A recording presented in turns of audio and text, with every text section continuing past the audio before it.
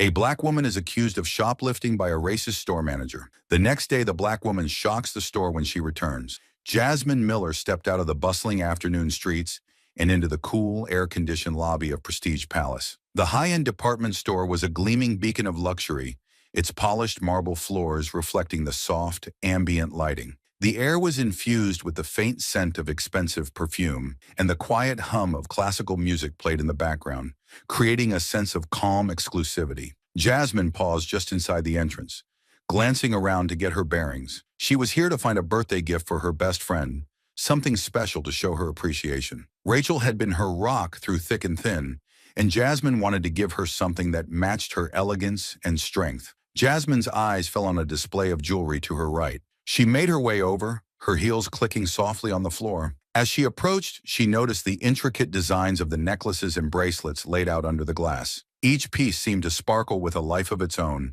capturing the light and bending it into a spectrum of colors. As Jasmine moved from one glass case to another, a woman behind the counter glanced up from the register. Amanda Sterling, the store manager, had been watching the floor with her usual hawk-like vigilance. She noticed Jasmine immediately, her gaze sharpening. Amanda was a tall woman in her early 40s.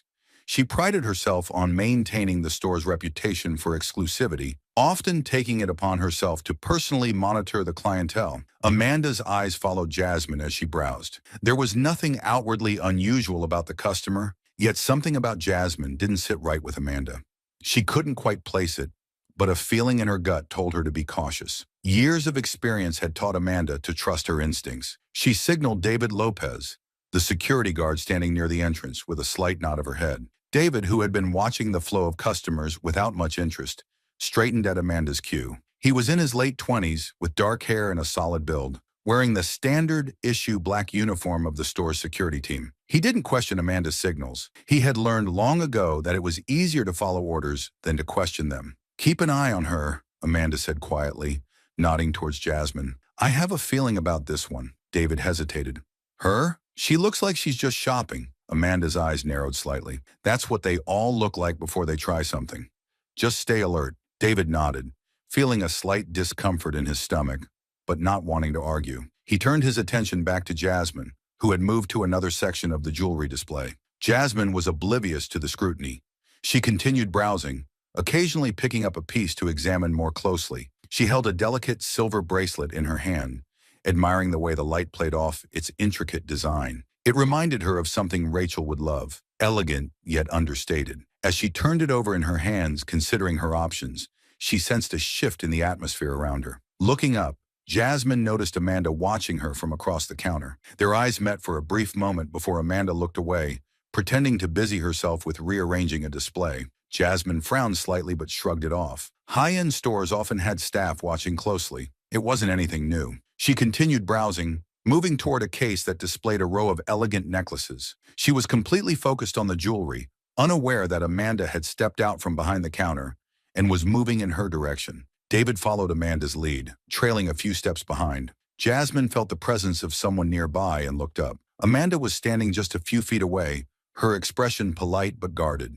Jasmine offered a small smile. "Good afternoon," Jasmine said, trying to break the sudden tension she felt in the air. Amanda returned the smile, though it didn't quite reach her eyes. "Good afternoon. May I help you find something?" Jasmine shook her head. "I'm just looking for now, thank you. I'm trying to find a gift for a friend." Amanda's smile tightened. "Of course. Let me know if you need any assistance." She lingered for a moment longer than necessary before turning away, her eyes flicking toward David, who was watching from a distance. Jasmine watched Amanda walk away, a slight sense of unease creeping into her thoughts. She couldn't shake the feeling that something was off, but she brushed it aside, focusing again on her task. She reached out to pick up a necklace, holding it up to the light to see how it caught the shine. As Jasmine admired the necklace, Amanda walked back to the counter, her movements purposeful. She watched Jasmine closely, her suspicion growing. To her, Jasmine's calm demeanor seemed like a front, a practiced act that masked an ulterior motive. She didn't know exactly what it was about Jasmine that made her uneasy,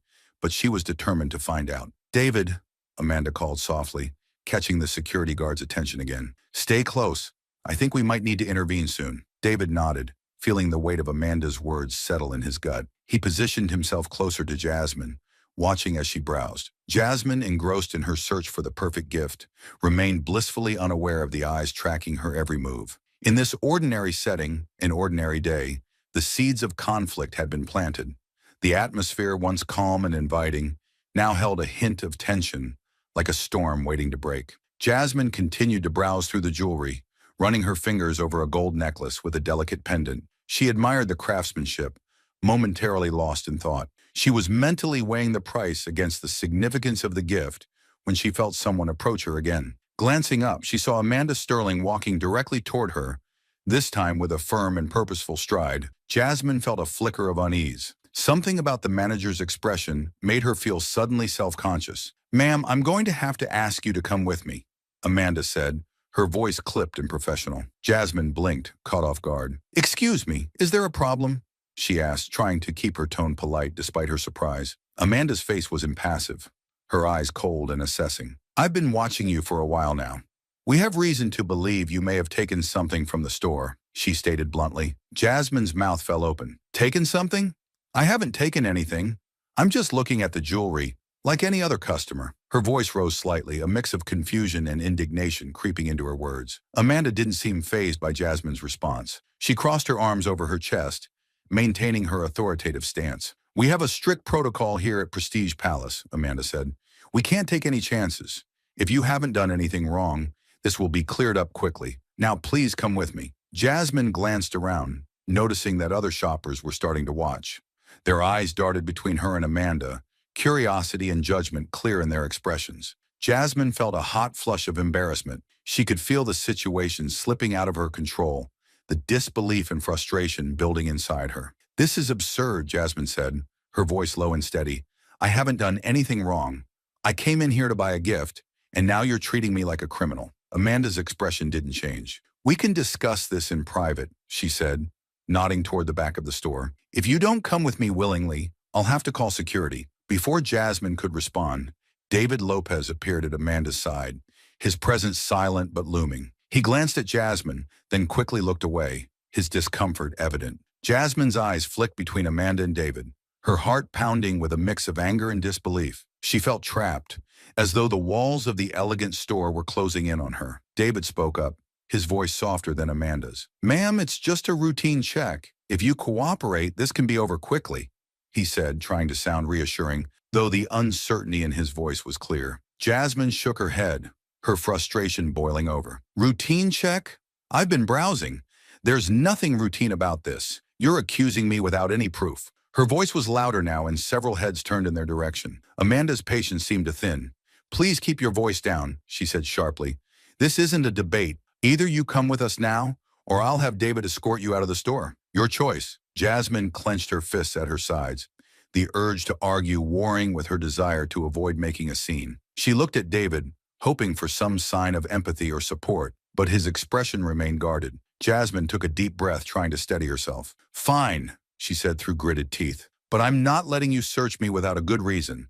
And I want a witness here. This is wrong, and I won't just stand by and let you treat me like this." Amanda nodded curtly. "That can be arranged," she said, turning to lead the way toward the back of the store. David motioned for Jasmine to follow, his eyes still averted. Jasmine felt the eyes of other customers on her as she walked, the whispers that followed her making her skin crawl. As they made their way to a small office at the back of the store, Jasmine's mind raced. She had done nothing wrong, but the way Amanda had confronted her, the certainty in her accusations, left her feeling exposed and vulnerable. This was more than just a misunderstanding.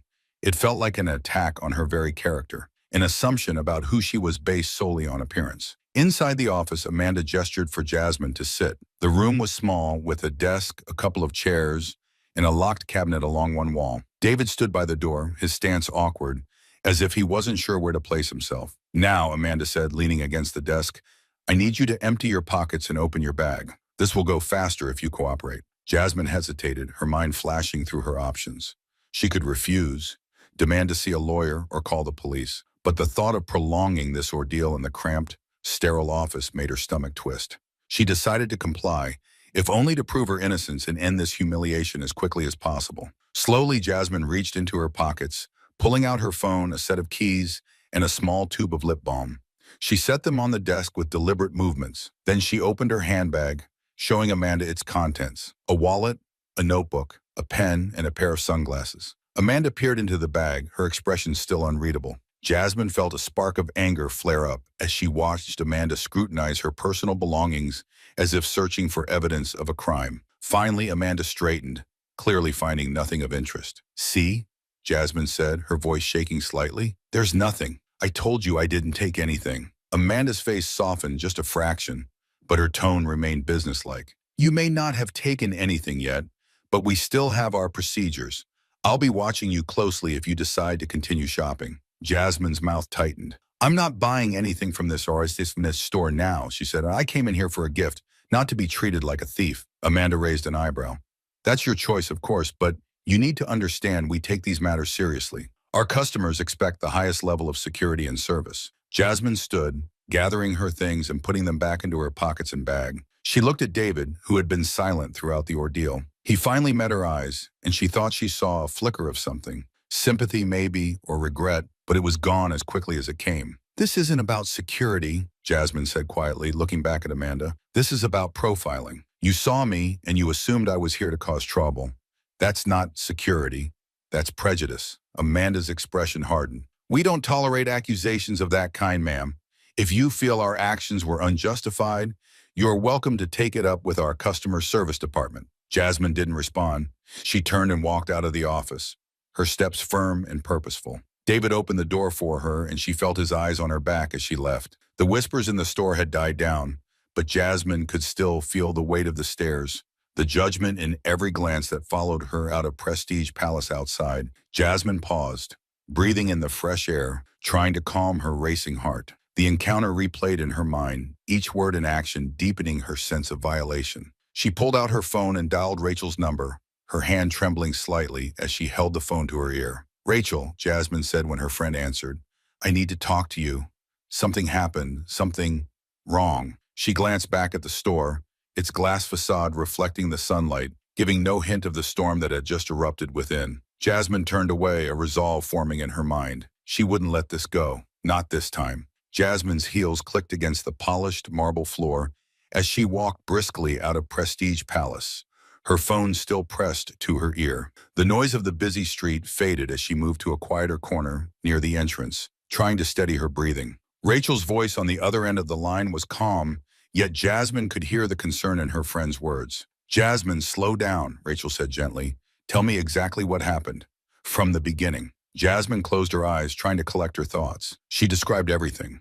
Amanda's suspicious glances, the abrupt accusation, being led to the back office, and the humiliating search. As she spoke, she could feel the frustration and anger bubbling up again, raw and unfiltered. They treated me like a criminal," Rachel, Jasmine said, her voice breaking slightly. "All because they had a feeling. I was just shopping, minding my own business, and they pulled me aside like I was about to steal something." There was a brief silence on the line before Rachel spoke, her voice firm. "Jasmine, this is unacceptable. You didn't do anything wrong. They had no right to treat you that way. We need to do something about this." Jasmine sighed, leaning against the glass exterior of the store. "What can we do? I feel so helpless. I mean, it's their word against mine. They'll just say they were following protocol, that they were doing their job." Rachel's tone was resolute. "We file a complaint, a formal one, and if that doesn't get a response, we take it further. We can file a lawsuit for racial profiling. They can't just get away with this. It's not right, and it's not legal." Jasmine's mind raced. A lawsuit? It sounded daunting, almost impossible. But the more she thought about what had happened, the more she felt a spark of resolve. She wasn't just angry. She was tired of being seen a certain way, treated a certain way, simply because of how she looked. This wasn't just about her.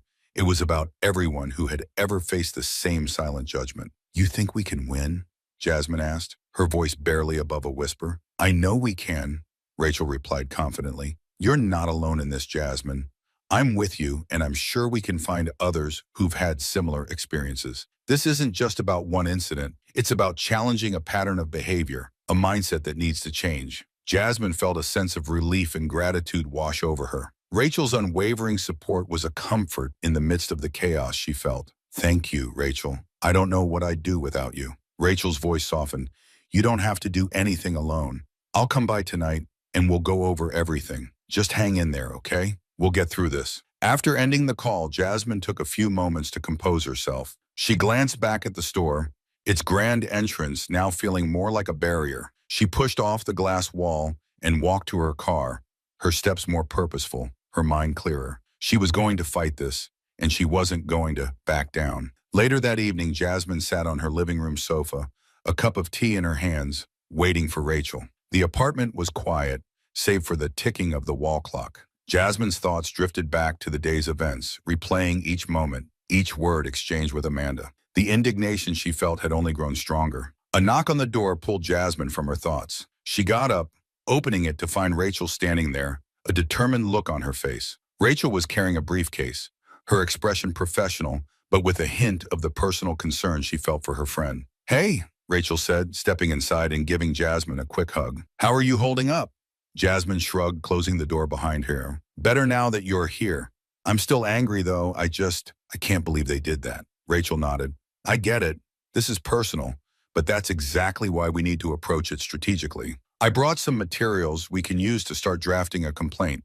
We'll document everything." They moved to the dining table where Rachel pulled out a notebook and a laptop.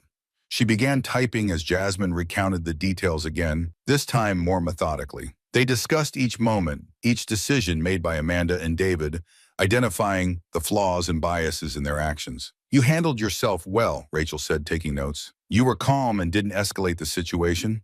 That's important. It shows that you were cooperative, and their actions were unjustified." Jasmine scoffed. "I didn't feel calm. I felt humiliated, like everyone was staring at me, judging me. And then Amanda, she was so sure, so certain that I was up to something. It's like she could not see me as a real person, just some stereotype she's supposed to watch out for." Rachel looked up from her notes, her eyes serious. "That's exactly why this lawsuit matters, Jasmine. It's about more than just this one incident. It's about challenging that automatic suspicion, that racial profiling. We need to make them see the damage it does, how it strips away dignity and respect." Jasmine nodded, her resolve hardening. "Let's do it. Whatever it takes. I don't want this to happen to anyone else, and I want them to know that what they did was wrong." Rachel smiled. "That's the spirit. We'll start with a formal complaint, and I'll contact some colleagues who might be able to help with the legal side of things. And I'm going to reach out to some advocacy groups, see if we can get some support. The more voices we have, the stronger our case." They spent the next few hours drafting the complaint, outlining the events, and detailing the emotional impact it had on Jasmine. By the time they finished, Jasmine felt a mixture of exhaustion and determination. It was a start, a step toward reclaiming her dignity and standing up for her rights. As Rachel packed up her things, she paused, looking at Jasmine. "You did great today, Jasmine. This isn't easy, but you're handling it with so much strength. Remember, you're not alone in this." Jasmine smiled, feeling a warmth of gratitude. "Thanks, Rachel, for everything. I couldn't do this without you." Rachel hugged her friend again. "We're in this together.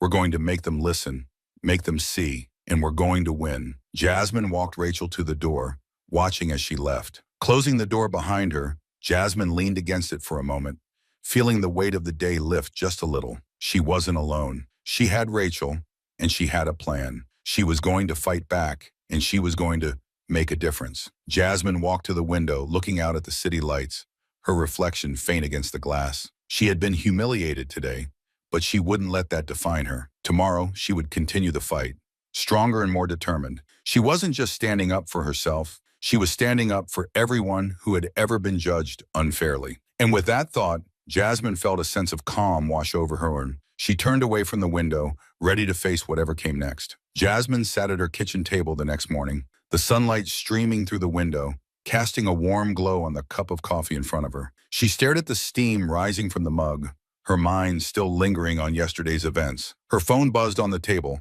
pulling her from her thoughts. It was a text from Rachel. "Call me when you're ready.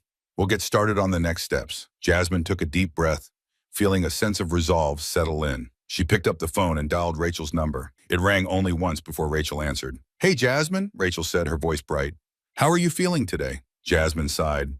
"Still a bit shaken, but I'm okay. I can't stop thinking about what happened. The way they looked at me like I was automatically guilty. I want to do something, Rachel.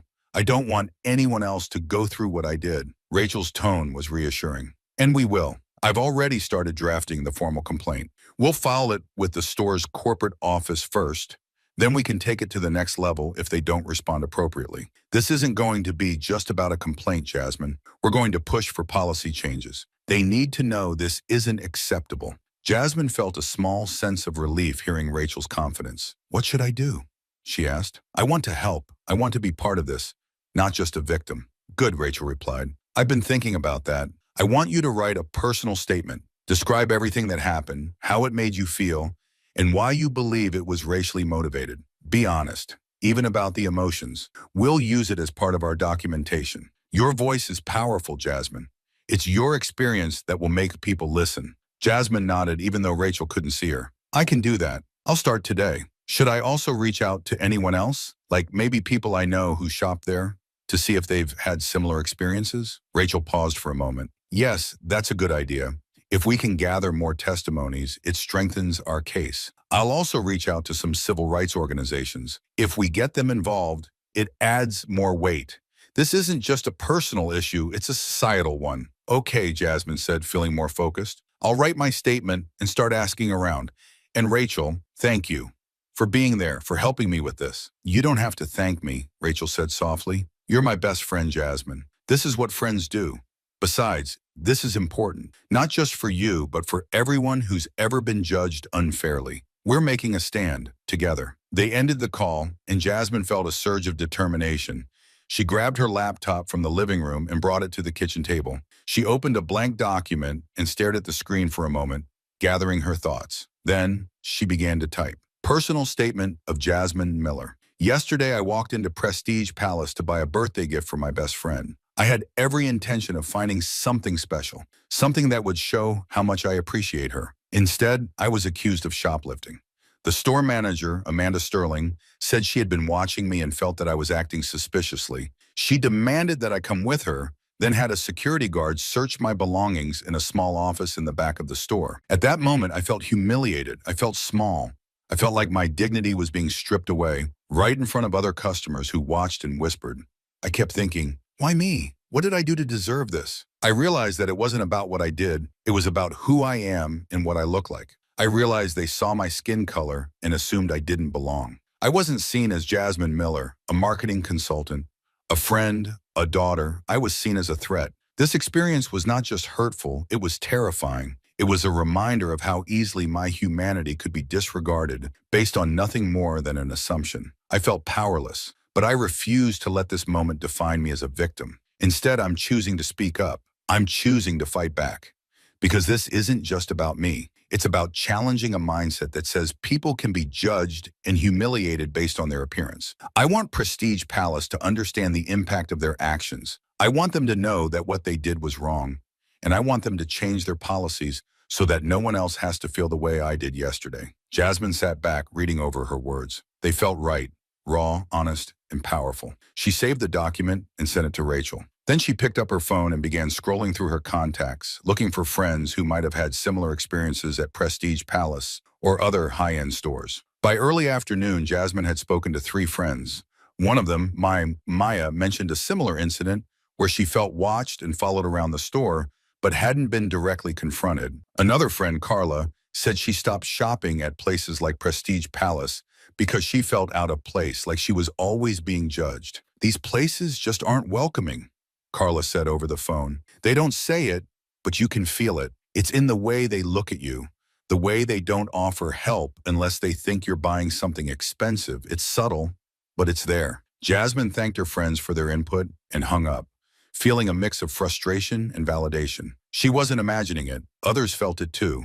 This wasn't just about one incident. It was part of a larger problem. As the day went on, Jasmine received a message from Rachel saying she had contacted a civil rights group that was interested in their case. They offered to provide additional legal support and help amplify Jasmine's story if it went to the media. Jasmine felt a flicker of hope. Maybe this could make a difference. Maybe her voice would be heard. That evening, Rachel came over again. They sat at the kitchen table, going over Jasmine's statement and the responses from her friends. Rachel's eyes shone with determination as she read through the document. This is strong, Jasmine, Rachel said. Your words have power. This is exactly what we need to show the emotional impact of their actions. And with the support from the civil rights group, we have a solid foundation for the lawsuit. We're not just going to get an apology.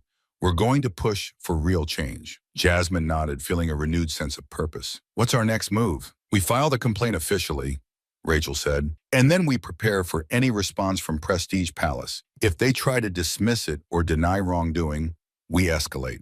We get the media involved if we have to. The goal is to make this public enough that they can't just brush it under the rug. Jasmine felt a flicker of anxiety at the thought of going public, but she knew it was necessary. I'm ready, she said firmly. Whatever it takes, I don't want to back down from this. Rachel reached across the table, placing a hand on Jasmine's. You're doing the right thing, Jasmine, and you're not alone. Remember that.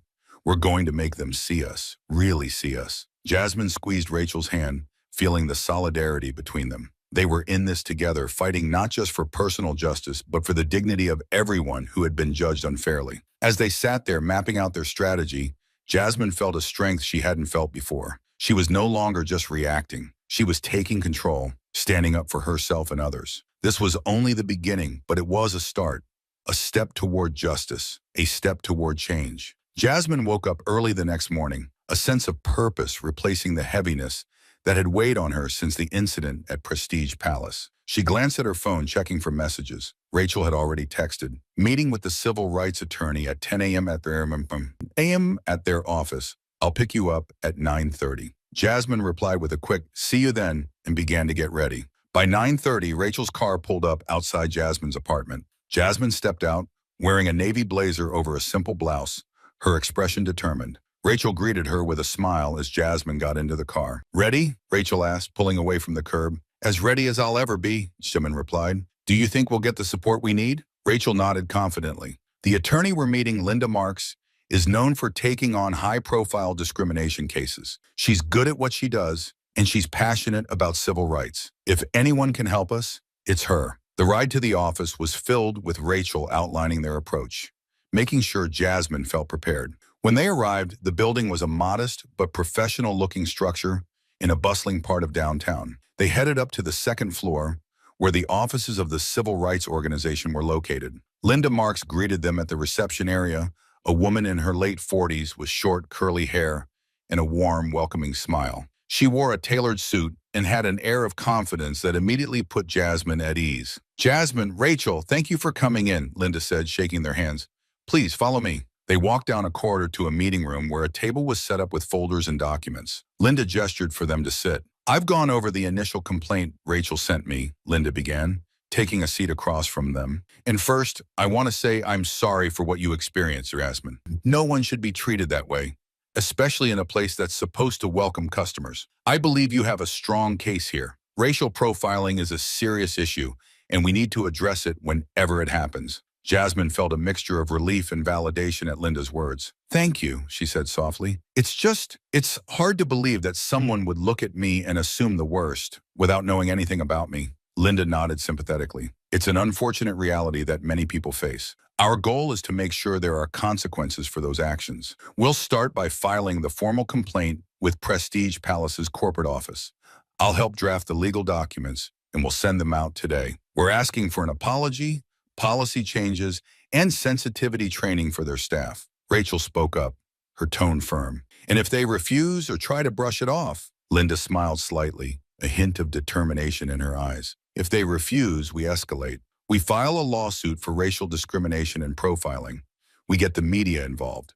Companies like Prestige Palace care about their public image. The threat of negative press often pushes them to take action. I've already contacted a few journalists who cover civil rights and social justice issues. They're interested in your story, Jasmine. If Prestige Palace doesn't respond appropriately, we'll make sure your story is heard. Jasmine felt a mix of anxiety and resolve. The thought of going public was daunting, but she knew it was necessary. I'm ready, Jasmine said. Whatever it takes, I want to make sure this doesn't happen to anyone else. Linda nodded approvingly. Good, we'll work together on this.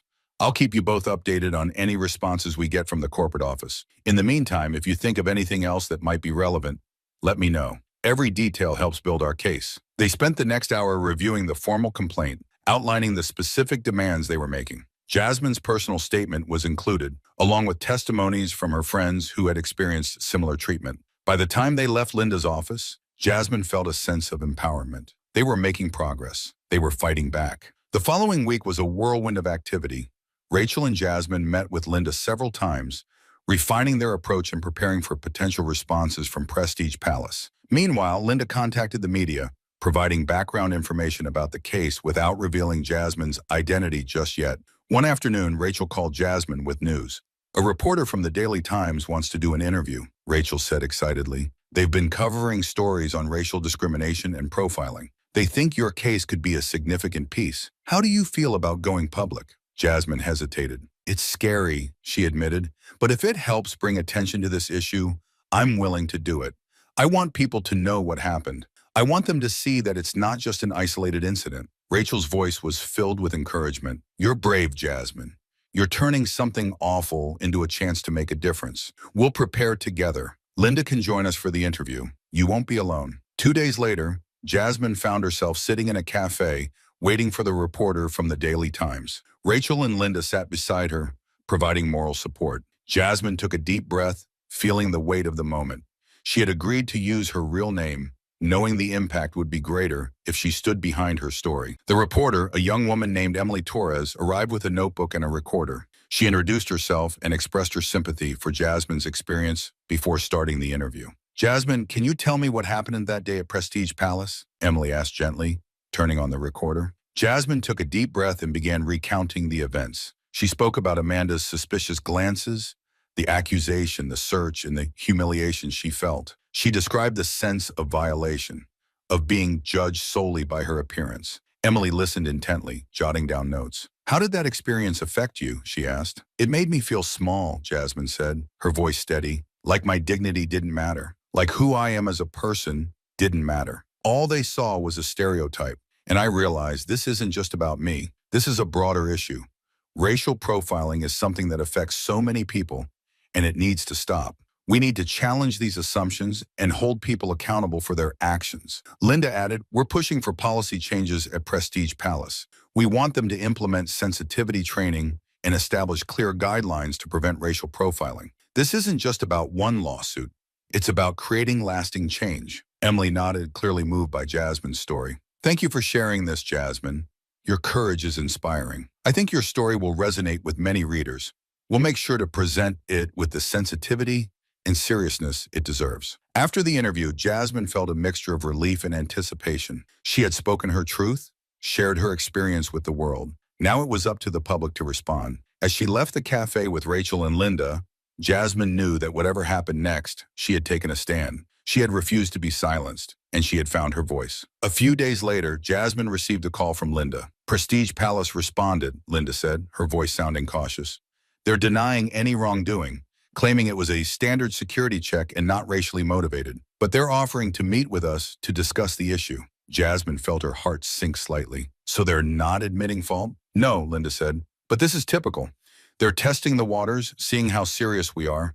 The fact that they want to meet means they're concerned about the potential fallout. This is where we show them we're not backing down. We go to the meeting, present our demands, and make it clear that we're prepared to take legal action and go public if they don't address this properly. Jasmine nodded, determination filling her voice. Let's do it. We're not letting them get away with this.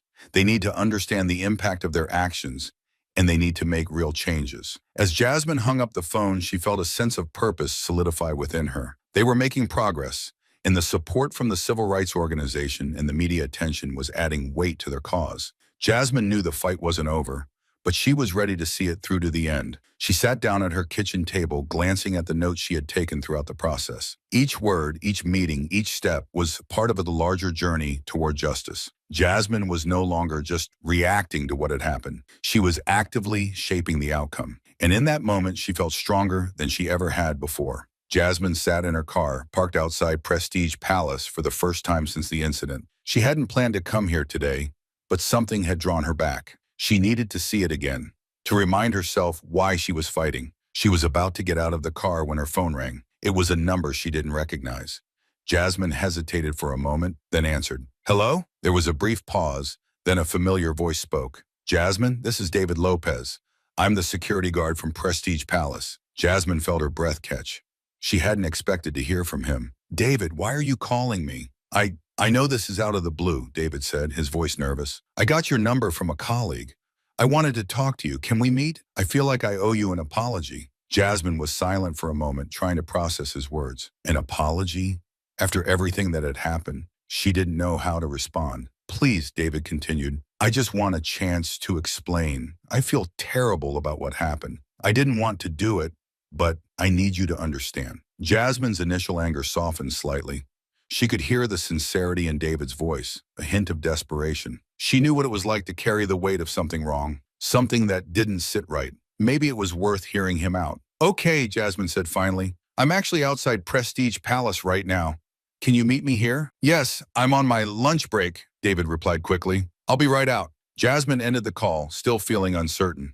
She stepped out of her car and leaned against it, watching the entrance of the store. A few minutes later, David emerged, looking around until he spotted her. He walked over, his steps hesitant. David was in his late 20s, with dark hair cropped short and a look of worry etched on his face. He wore his security uniform, the black and white colors standing out against the bright background of the street. Jasmine, David said as he approached, thank you for agreeing to meet. I know you don't have to listen to me. Jasmine crossed her arms over her chest. I'm here. What do you want to say? David glanced around as if making sure no one was watching. I'm really sorry about what happened that day, he said quietly. I know that probably doesn't mean much, but I didn't want to do it. Amanda, she's the manager, you know? She gave me a direct order, and I was afraid of losing my job if I didn't follow through. Jasmine's expression remained guarded. So you just did it anyway, even though you knew it was wrong? David looked down at his feet. Yes, he admitted. I know that's not an excuse. I could have said something, but I didn't. I've been thinking about it every day since. I don't know how to make it right, but I wanted to apologize. I'm sorry for what you went through. Jasmine felt a mix of emotions, anger, sympathy, frustration. She had spent so much time thinking about Amanda's role in what happened, but she hadn't really considered David's perspective. Hearing him now, seeing the guilt on his face, made her feel a little conflicted. Why are you telling me this now? Jasmine asked. Why didn't you say something when it happened? David sighed, rubbing the back of his neck. Because I was scared. I've seen what happens when people stand up to Amanda. She's powerful and she has connections. I didn't want to lose my job.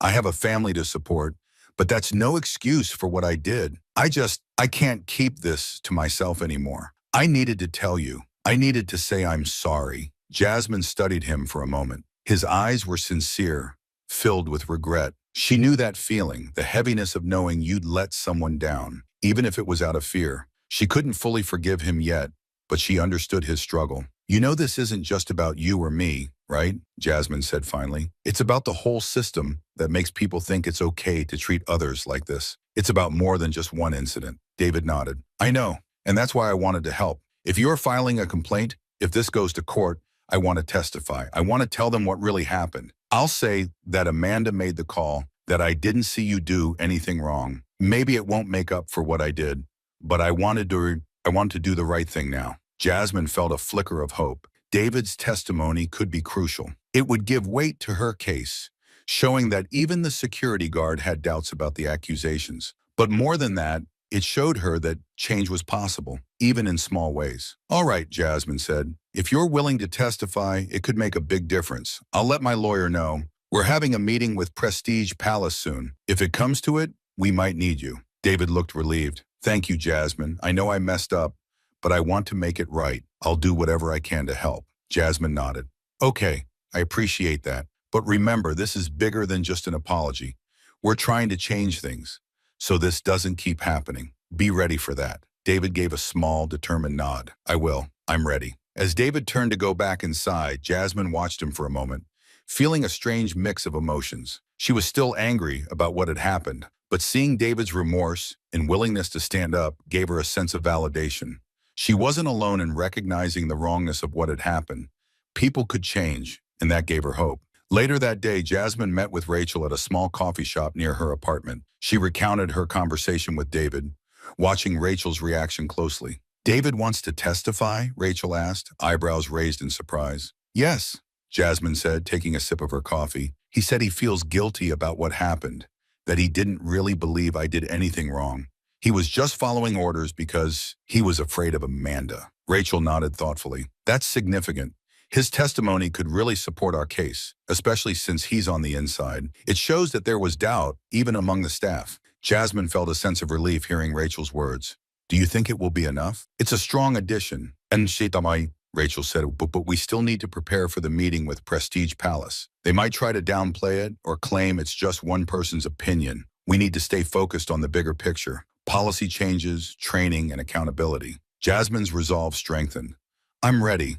I've been thinking a lot about what you said, about how this is about more than just me. It's about everyone who's ever been judged unfairly, who's ever felt like they were less than because of how they look. I want to make sure our voices are heard. Rachel smiled, pride evident in her eyes. That's exactly the mindset we need. You're doing an amazing job, Jasmine. This is how change happens, one step at a time, with people willing to stand up and say enough is enough. They continued to strategize, mapping out their approach for the upcoming meeting. Jasmine felt a sense of purpose, a clarity she hadn't felt in a long time. This wasn't just about fighting for herself. It was about making a difference, pushing for a world where people weren't judged based on their appearance. As they wrapped up, Jasmine's phone buzzed with a new message. It was from Linda Marks, their attorney. Meeting with Prestige Palace scheduled for Friday at 2 p.m. Let's make sure we're ready. Jasmine showed the message to Rachel, who nodded. Let's do this, Jasmine said firmly. Let's make them see us, really see us. Jasmine left the coffee shop with a sense of determination. The road ahead wouldn't be easy, but she knew she was not alone.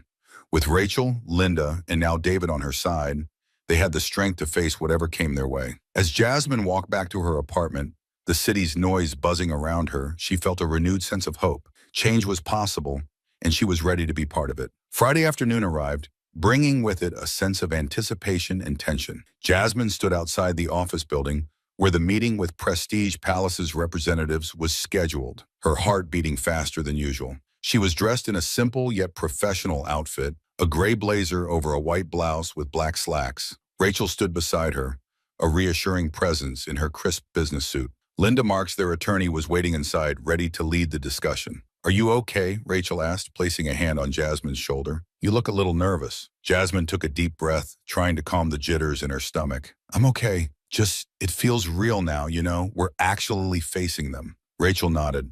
I get it. But remember, we're not alone. We have the truth on our side, and Linda is one of the best. We've prepared for this. Just speak from the heart, like you did before. You've got this. Jasmine nodded, drawing strength from Rachel's words. You're right.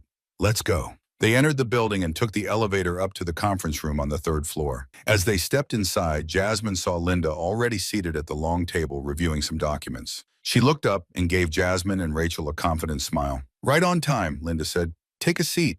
They'll be here any minute. Jasmine and Rachel sat down, and Linda handed them copies of the agenda for the meeting. Remember, Linda said, her voice steady and calm, our goal is to make them acknowledge what happened and agree to our terms. An apology, policy changes, and sensitivity training. Stay focused, stay calm, and let me handle most of the talking. Jasmine, you'll have a chance to share your experience, but I'll guide you through it. Jasmine nodded, feeling a bit more grounded. She glanced around the room, noticing the clean, professional decor, neutral walls, a few abstract paintings, and a large window overlooking the city. It was a far cry from the back office where she had been detained at Prestige Palace, but the tension in the air was similar. A moment later, the door opened, and 3 people entered. Jasmine recognized Amanda Sterling immediately. She was dressed in a sleek black suit, her expression guarded. With her were 2 men in suits. One was the store's district manager, Robert Clay, a tall man with graying hair and a serious demeanor. The other was a lawyer representing Prestige Palace, a younger man with a briefcase and an air of confidence. Good afternoon, Linda greeted them, standing to shake hands. I'm Linda Marks, representing Jasmine Miller. This is Rachel Owens, also part of our team. And of course, you know Ms. Miller. Good afternoon, Robert Clay said, his tone polite but businesslike. I'm Robert Clay, the district manager. This is Amanda Sterling, our store manager, and Mark Denton, our legal counsel.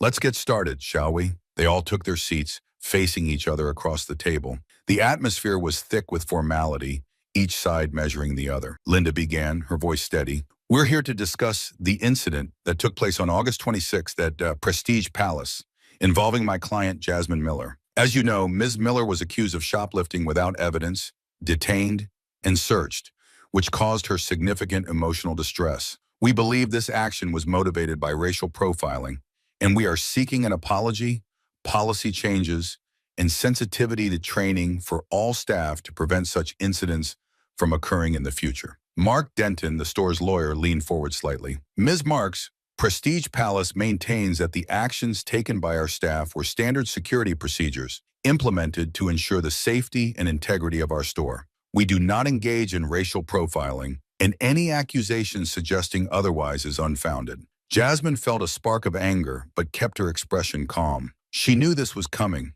The denial, the refusal to acknowledge of any wrongdoing. Linda remained composed, her voice never wavering. Standard procedures do not justify targeting a customer based on appearance, Linda said firmly. Ms. Miller was detained without cause. No stolen items were found, and there was no behavior to suggest theft. The only factor that seemed to prompt suspicion was her race. Amanda shifted uncomfortably in her seat, her eyes flicking to Jasmine for a brief moment before looking away. Jasmine held Amanda's gaze, her expression steady. She wanted Amanda to see her, to understand the impact of her actions. We have statements from other employees, including the security guard involved.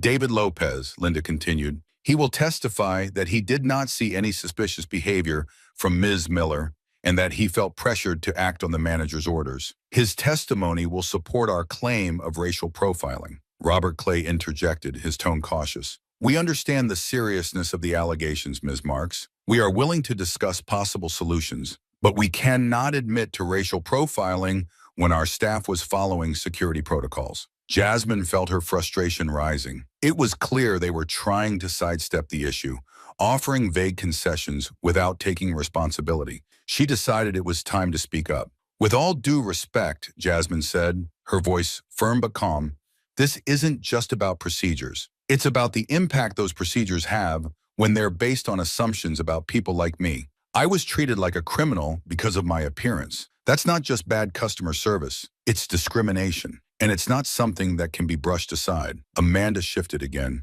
looking more uncomfortable. Jasmine pressed on. I didn't do anything wrong that day. I was there to shop, like any other customer. But you didn't see me that way.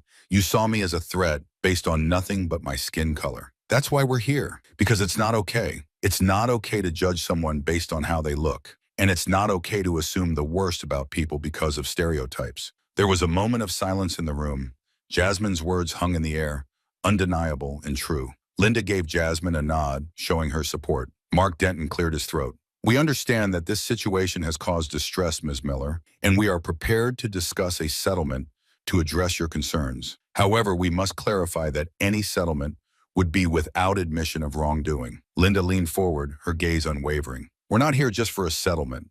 We're here for accountability and change. We want a commitment to implement policies that prevent racial profiling, sensitivity training for staff, a public apology, and clear guidelines to ensure this doesn't happen again. That's non-negotiable. Robert Clay looked at Amanda, then at Mark Denton. The lawyer nodded slightly, signaling that they needed to consider the terms carefully. We'll take these demands under advisement, Robert said slowly. We need to consult with our corporate office before making any commitments. However, we want to assure you that Prestige Palace is committed to creating a welcoming environment for all customers. Linda's expression was firm. We'll expect a response within the next week. If we don't see a commitment to the changes we've outlined, we'll proceed with filing a formal lawsuit and involving the media. This isn't just about one person's experience. It's about setting a precedent and making sure no one else has to go through this. The meeting ended with a tense silence. As they left the conference room, Jasmine felt a mixture of relief and frustration. They hadn't gotten the immediate resolution she had hoped for, but they had made their demands clear. Now it was up to Prestige Palace to respond. That evening, Jasmine and Rachel sat together in Jasmine's living room, debriefing the day's events. Linda had left after assuring them she would handle all communications with Prestige Palace going forward. How do you feel? Rachel asked, pouring them both glasses of water. Tired, Jasmine admitted, but also hopeful. I think we made them listen. At least, I hope we did. Rachel nodded. You were amazing in there, Jasmine. You spoke your truth, and it made a difference. I could see it on their faces. They know they can't just ignore this. Jasmine managed a small smile. I'm glad David is willing to testify. It adds weight to our case. I just wish they'd admit they were wrong. Rachel squeezed Jasmine's hand. They will. We'll keep pushing until they do. And even if they never say it out loud, we'll make sure they change. That's what matters. Jasmine took a deep breath, feeling the exhaustion of the day settle in. Yeah, you're right. It's about the change, not just the words. We'll keep fighting, won't we? Rachel smiled. Always. We're in this together. As they sat in the quiet of the apartment, Jasmine felt a sense of peace. She had stood up for herself and others. The battle wasn't over, but she knew she had the strength to see it through. They had made their voices heard, and that was the first step toward real change. A week had passed since the meeting with Prestige Palace, and Jasmine was starting to feel the strain of waiting. Every day she checked her email and phone, hoping for news from Linda. The uncertainty hung over her like a dark cloud, making it hard to focus on anything else. She knew this was part of the process, but it didn't make the waiting any easier. Rachel had been checking in regularly, offering support and encouragement. Jasmine appreciated it more than she could express, but the anxiety still gnawed at her. She had stood up in that meeting, faced Amanda and the corporate representatives, laid bare her experience, and demanded change. Now all she could do was wait to see if it had made a difference. One morning, as Jasmine was getting ready for the day, her phone buzzed on the kitchen counter. She glanced at the screen and saw Linda's name. Her heart leapt into her throat. With trembling hands, she answered the call. Linda? Good morning, Jasmine, Linda said, her voice calm and professional. I have some news. I just received a response from Prestige Palace's corporate office. Jasmine felt her pulse quicken. What did they say? They've agreed to meet our demands, Linda said. They're offering a formal public apology for the incident. They're also committing to implement mandatory sensitivity training for all employees starting immediately.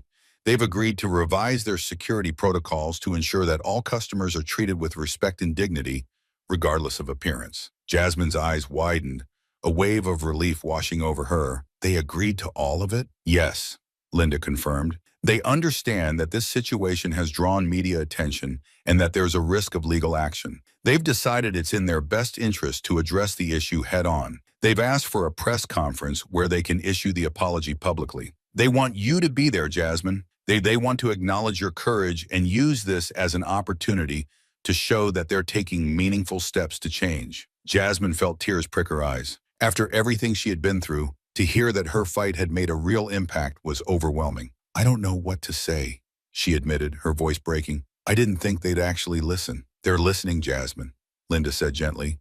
You made them listen. This is a victory, not just for you, but for everyone who's ever been judged or mistreated because of their appearance. You should be proud of yourself. This kind of change doesn't come easily. Jasmine took a deep breath, trying to steady her emotions. When is the press conference? They want to hold it tomorrow afternoon, Linda said. I'll be there with you, along with Rachel. We'll make sure everything goes smoothly.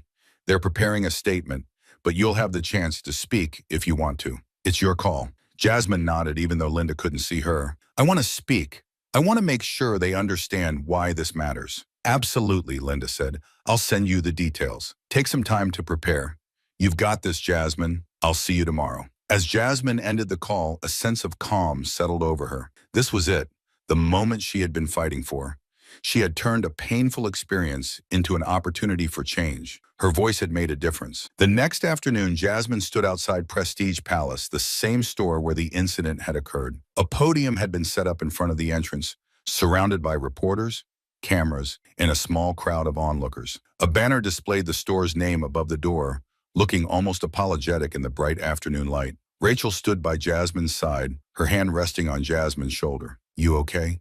She asked softly. Jasmine nodded, though her heart was racing. Yeah, just nervous. I've never done anything like this before. You'll be great, Rachel assured her. Just speak from the heart, like you always do. This is your moment. Linda approached them, holding a folder with notes. Jasmine, the CEO of Prestige Palace, Michelle Anderson, will start with the company's apology. After that, you'll have the floor. Remember, you don't have to say anything you're not comfortable with. Just be yourself. Jasmine nodded, feeling a wave of gratitude for the support around her. Thank you, both of you. I couldn't have done this without you. Linda gave a reassuring smile. We're in this together. Let's make a difference. A few minutes later, Michelle Anderson stepped up to the podium, a serious expression on her face. The cameras flashed, capturing every moment. Michelle adjusted the microphone and began to speak. Good afternoon, Michelle said. My name is Michelle Anderson, CEO of Prestige Palace. I want to begin by acknowledging the incident that occurred on August 26 involving Jasmine Miller. Ms. Miller was unfairly accused of shoplifting, detained, and searched without any evidence. This was a serious mistake, and it caused Ms. Miller unnecessary distress and humiliation. Michelle paused, letting her words sink in. Prestige Palace takes these matters very seriously. We are committed to creating an environment where all customers are treated with respect and dignity, regardless of their appearance. We recognize that our actions were wrong and that they were influenced by unconscious biases that have no place in our stores. Jasmine listened intently, feeling a mix of emotions. The apology was sincere, but it couldn't erase what had happened. Still, it was a step in the right direction. As part of our commitment to change, Michelle continued, we will be implementing mandatory sensitivity training for all our employees. We will revise our security protocols to prevent incidents like this from occurring in the future. And we will work closely with organizations dedicated to promoting racial equality to ensure that our policies reflect our values. Michelle turned to Jasmine, her expression earnest. Ms. Miller, on behalf of Prestige Palace, I offer my deepest apologies. Your courage in speaking out has prompted us to reflect and make necessary changes. Thank you for helping us become better. There was a murmur of agreement from the crowd. Jasmine felt a lump in her throat as Michelle stepped aside and gestured for her to take the podium. Jasmine took a deep breath, stepped forward, and faced the crowd. The cameras turned toward her, and the silence felt heavy. Thank you, Jasmine began, her voice steady but filled with emotion. Thank you, Ms. Anderson, for your apology and for the commitment to change. I came here that day to buy a gift, to celebrate a friend. Instead, I was treated like a criminal. I was judged not by my actions, but by my appearance. That kind of judgment, that kind of profiling, is wrong. It hurts people.